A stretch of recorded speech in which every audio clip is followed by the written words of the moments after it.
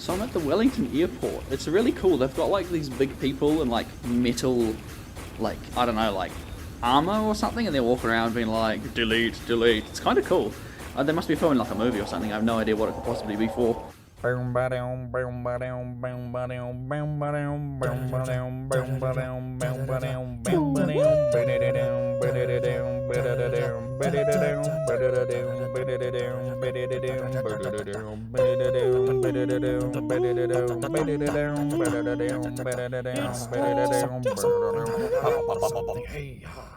The Wheel in Space is a 6-part story from 1968 and is technically the last serial in the show's 5th season. Patrick Troughton began his tenure as the Doctor, facing off against the Daleks. He even ended his first season facing off against the Daleks as well, so it only stands to reason that his second season should begin and end with the Cybermen. You all know I love my Cybermen, but alas, 4 of the 6 episodes are lost to time, meaning I have to return to my old nemesis, Daily Motion, to watch a reconstruction again.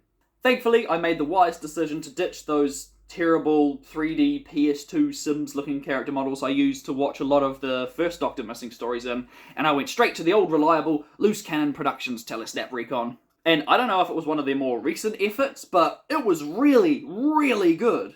Like, the telesnaps were on point, the little narrative text was used effectively, and in a real neat surprise, they had limited use of quite good 3D animation and a lot of action set pieces, which really helped to increase immersion. Seriously, these little bits of 3D animation are easily the best I've seen in classic Doctor Who, maybe even going so far as to outdo the Macra Terror. Like, it's good. But how's the serial itself? Well, it picks up straight where the previous serial left off after saying goodbye to Victoria. The TARDIS lands, and immediately the power conduits overload, causing the TARDIS console to start sizzling and smoking, leading to the Doctor and Jamie making a swift emergency exit. Oh my goodness, the TARDIS is dead. What a monumentous occasion, the likes of which we've never seen and likely never will again. Not to worry, however, because they've landed on another spacecraft, which also has a little magical, handy food dispensary machine like the one in the TARDIS. Oh, and a gonk droid-looking robot who knocks the Doctor unconscious. Okay. Not to worry though, because it's quickly destroyed and is never explained or mentioned again in the rest of the serial.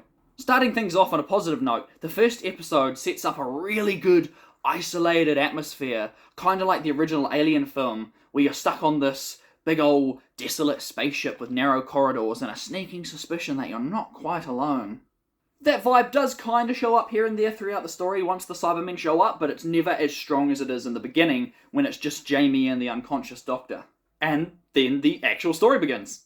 Yeah, it's funny. The first episode and a half kind of just act like a prologue to the actual story, which is pretty basic if you don't think about it too much. Because when you spend just a moment thinking about it, I can quickly see why this one doesn't have the best reputation. Okay, so we've got Cybermen hatching from space eggs. Okay. Which I think, like, float through space and then just go through the walls of the original rocket that the TARDIS landed on. It's not quite clear in the reconstruction, so I'm willing to give that a pass. Meanwhile, Jamie and the unconscious Doctor are brought aboard this, the space colony, which is a kinda circular shape, hence the title, The Wheel in Space. But to me, I think the Ark in Space looks more circular, but it's neither here nor there. Okay, quick rundown of the plot. The Cybermen want to take control of the Wheel so that they can invade Earth, somehow. But if you just think about their actual plan, it's so convoluted and dumb. Alright, bear with me, I need to consult my notes. So, they blow up a star, so the meteorite fragments hurtle towards the Wheel, then they send in the Cybermats to disable the defense laser, then they mind control crew members to fix the laser because they don't want the Wheel destroyed because they need it to conquer Earth. Unexplained. But a lot earlier than that, they wipe out the crew of this rocket and send it towards the Wheel, so light years later the Wheel can see it and presumably bring the stowed away Cybermen on board. But the Cybermen weren't even on the empty rocket. We saw them arriving only after the TARDIS had landed. And besides, the people on the Wheel's initial reaction was to blow up the rocket so it didn't crash into them. But then the TARDIS just happens to land on the rocket with the robot before the Cybermen arrive. And what is this plot? It's 60s Doctor Who. It's dumb and convoluted, but it has Cybermen in it, so I can't help but enjoy certain aspects of it. I know that I criticised Theory from the Deep for its less than stellar pacing, and you could argue that the Wheel in Space handles it even worse, but to be fair, the Cybermen do provide a decent opposition, you know, as opposed to sentient seaweed. Plot aside, what are some other notable things about this story? Well, first and foremost, new companion Zoe is introduced, with the most horrendous hairstyle I have ever seen, aside from maybe Will Byers. She's essentially a human calculator, a mega nerd who's the complete opposite of Jamie and Victoria's primitive minds. I was a bit worried to begin with that she was going to be an annoying know-it-all character, but they did actually give her quite the compelling backstory. It's like she was raised to be a number cruncher, like someone who memorizes all statistics and mathematics off by heart. Like I said, a human calculator. But she's genuinely worried that she's going to grow up to be nothing but an emotionless machine. So I'm excited to see how her character will develop with her travels with the Doctor. Let's see, what else? The Cybermats are as cute as ever. An Australian crew member sees one and affectionately calls it Billy Bug. Hello there, Billy Bug. What are you doing here? Better put you in the closet so no one can see you, for obvious reasons. And then 5 minutes later, oh no, Billy Bug, what have you done? You've broken all the important thingamajigs. Oh, crikey, shrimp on the barbie.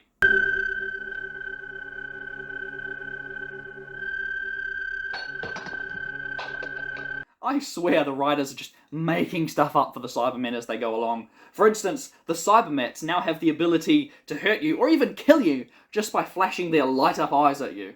And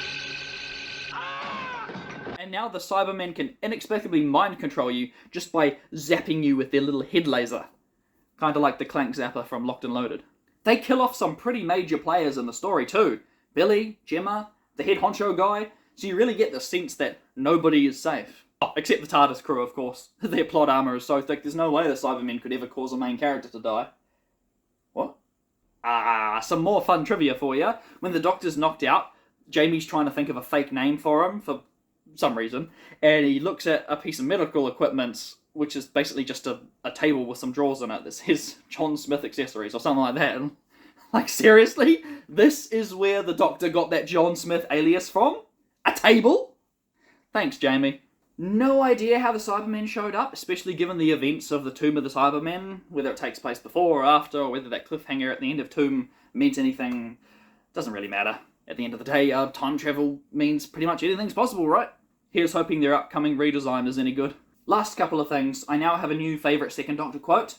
Logic merely enables one to be wrong with authority. I'm not sure if that actually holds up, but it sounds clever enough. Oh, and real quick before I go, do you guys hear what I hear in this scene? Problems? I don't know.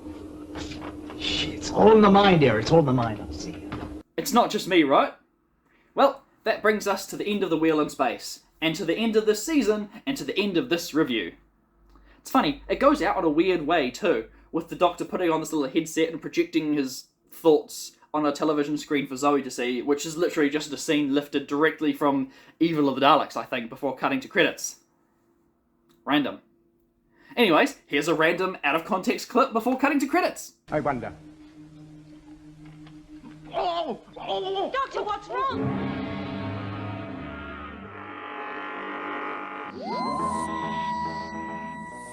Thanks for watching. The Wheel in Space was alright. I put it in the average tier. Maybe the Cybermen lift it a little bit higher than average. Anyway, tune in next week while we start Season 6 with The Dominators. Ooh, pinky.